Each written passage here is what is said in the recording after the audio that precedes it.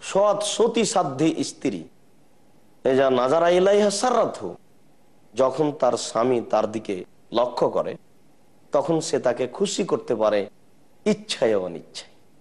ওয়াইজা আমারাহা আতাতহু, যখন স্বামী তাকে আদেশ করে সে তখন আদেশ মান্য করে, ইচ্ছায় অনিচ্ছায় মান্য করে। ওয়াইজা গাবা আনহা হাফেজাতহু, আর যখন স্বামী বাড়িতে থাকে না তখন নিজেকে কন্ট্রোলে রাখে, নিজেকে হেফাজতে রাখে, নিজেকে কোনো ভুল পথে নিয়ে যায় না। সম্মানিত দর্শক মন্ডলী, অত্র হাদিসে রাসূল সাল্লাল্লাহু আলাইহি সাল্লাম একজন নারী ভালো হওয়ার, সঞ্চিত সম্পদ হওয়ার, পৃথিবীতে সবচেয়ে উত্তম বস্তু হওয়ার 3টি গুণ উল্লেখ করেছেন। তার এক হচ্ছে যে স্বামীর সাথে কথা বললে হাসি মুখে বলে।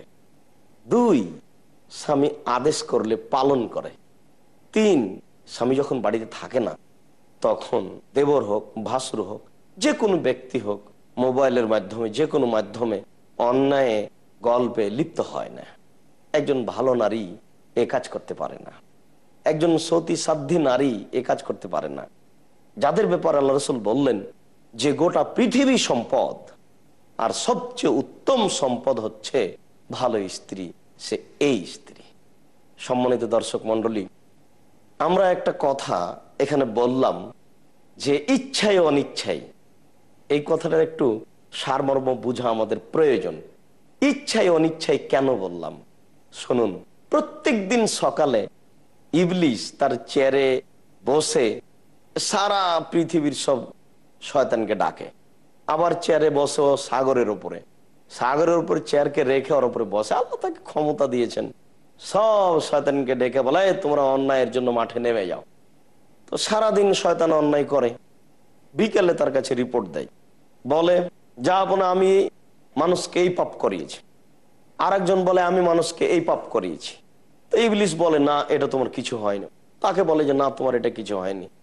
তো তার মধ্যে থেকে একজন এসে বলে যে জাহাপনা আমি এক কাজ করেছি। কি করেছো তুমি? আমি স্বামী স্ত্রীর মধ্যে গন্ডগোল বাঁধিয়ে দিয়েছি, তারা একজন আর একজন থেকে একেবারে বিচ্ছিন্ন। তখন ইবলিস লাফ দিয়ে উঠে তাকে বুকের সাথে জড়িয়ে ধরে বলে তুমি একটা কাজ করেছো। সম্মানিত দর্শক মন্ডলী, দেখেছেন আমি কেন বললাম যে ইচ্ছায় অনিচ্ছায় একটু সুযোগ পেলে দুইজনের মধ্যে ইবলিস একটা পার্থক্য সৃষ্টি করে দিবে, ভালোবাসার মধ্যে একটা ত্রুটি ঘটিয়ে দিবে। দেখতে পান না, স্বামী স্ত্রী ঘরের মধ্যে দুইজন মিলে বসে একটা গল্প করছে, ভালো স্বামী স্ত্রী একজন পরস্পরে খুব আনন্দের কথা বলছে। ইতিমধ্যে আগে আগে স্ত্রী বের হয়েছে আর পিছে পিছে স্বামী বের হয়েছে। রান্নাঘরে এসে স্বামী হয়তোবা তাকে বলছে যে তুমি আমার ব্যাপারে এই কথা বললে। একেবারে চোটে স্ত্রী, হ্যাঁ তোমার মায়ের কথা বলছো, তোমার মা আমাকে এভাবে বলে সেভাবে বলে। তখন আপনিও খেপে গেলেন, দুইজনের মধ্যে একবারে তর্ক বিতর্ক হয়ে গেল, অনেক কথা বেড়ে গেল, এক পর্যায়ে অনেক কিছু হয়ে গেল, তালাকও হয়ে গেল। শয়তান এ কাজ করে।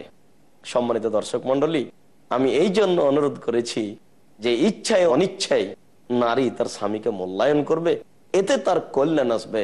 আপনারা আলোচনা মূল্যায়ন করুন। সম্মানিত দর্শক মন্ডলী, আমরা কিছু সময়ের জন্য বিরতিতে যাচ্ছি, ইনশাল্লাহ